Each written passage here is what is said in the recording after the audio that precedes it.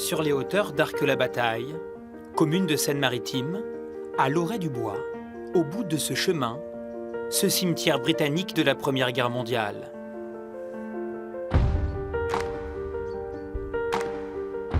À l'abri des regards, 72 travailleurs chinois y sont enterrés. Ils s'appelaient Li Pingting, Liu Chen, Chao Zhonglin.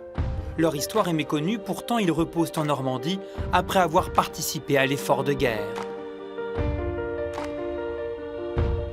À partir de 1916, après au moins 40 jours de voyage, ces hommes débarquent au port de Dieppe, du Havre ou de Marseille, puis rejoignent l'arrière-front. Employés par les autorités françaises ou britanniques, ils remplacent les hommes partis combattre. Certains travaillent dans les usines de munitions, d'autres dans des chantiers navals normands. Lima est chinoise et enseigne à l'université de Boulogne-sur-Mer. Elle consacre ses recherches à cette histoire depuis 15 ans. Elle insiste sur un point. Ces Chinois pouvaient aussi se retrouver sur le terrain des affrontements. Ils creusaient des tranchées, ils nettoyaient des zones de bataille, ils récupéraient des victimes, des soldats qui sont morts sur les champs de bataille. Ils travaillaient 7 jours sur 7, sans interruption, 10 heures par jour.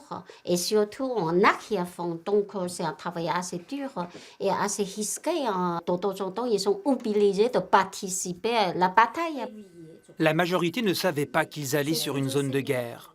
Un salaire intéressant leur était promis. Tous étaient volontaires. La Chine n'était pas une colonie, mais les Occidentaux avaient déjà employé cette main-d'œuvre réputée docile et efficace. Ces Chinois vivaient dans des camps comme celui-ci situé à Colombelles dans le Calvados.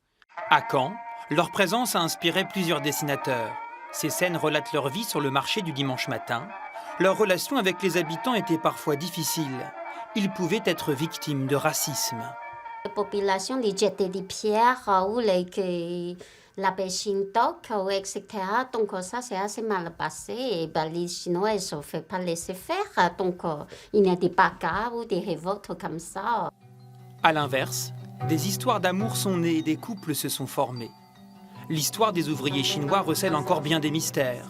Ce groupe de passionnés enquête depuis de nombreuses années sur l'implantation d'un camp britannique à Blangy-sur-Brel, en Seine-Maritime. On évoque ici l'arrivée de travailleurs chinois en France. Donc avec nos petites recherches chacun de notre côté, on en conclut que cette photo est prise à Blangy-sur-Brel. Et c'est vrai qu'ici on a le journal Le Miroir, par exemple, qui évoque ce camp, ces travailleurs chinois à Blangy. Mais c'est vrai qu'on a toujours une difficulté, en tant qu'historien, de se référer à des sources. Même s'il reste encore beaucoup à découvrir, leurs investigations les ont menés à cet endroit, le lieu où vivaient ces Chinois. La Grande Vallée, ou les vallées, où il y avait le fameux camp chinois, ici, donc sur tout cet endroit. Et juste au-dessus, sur la butte, il y a le lieu dit les tranchées sur les cartes d'état-major. Donc c'était leur lieu d'entraînement principal. Blangy-sur-Brel, Cherbourg, Dieppe ou Caen. En Normandie comme en France, 140 000 travailleurs chinois ont participé à la Première Guerre mondiale. 5 000 ont perdu la vie et il aura fallu attendre un siècle pour commencer à raconter le destin de ces oubliés de l'histoire.